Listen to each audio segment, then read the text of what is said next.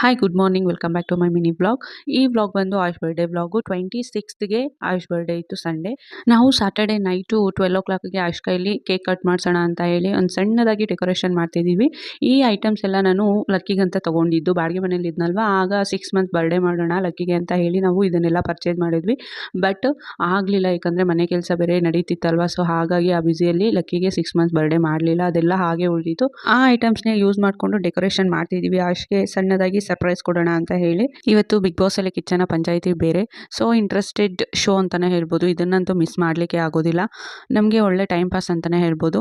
ನಾವು ಶೋನ ನೋಡಿಕೊಂಡು ಡೆಕೋರೇಷನ್ ಮಾಡ್ತಾ ಇದ್ವಿ. ನೋಡಿ ನಮ್ಮ ಪುಟಾಣಿಗಳು ಒಬ್ರ ಮೇಲೆ ಒಬ್ರು ಕೆಳಗಡೆ ಹೇಗೆ ಮಲಗಿದ್ದಾರೆ. ನಾವು time to cutting the cake. ಈಗ 12 ಆಗಿದೆ ಟೈಮ್ ಬಂದು. ಈಗ ಆಯುಷ್ನ ಎಬ್ಬರಿಸಿ ನಾವು ಕೇಕ್ ಕಟ್ ಮಾಡಿಸ್ಬೇಕು. ಕೇಕ್ ಕಟಿಂಗ್ ವಿಡಿಯೋನ ನೀವು ನೆಕ್ಸ್ಟ್ ವ್ಲಾಗಲ್ಲಿ ನೋಡ್ತೀರಾ.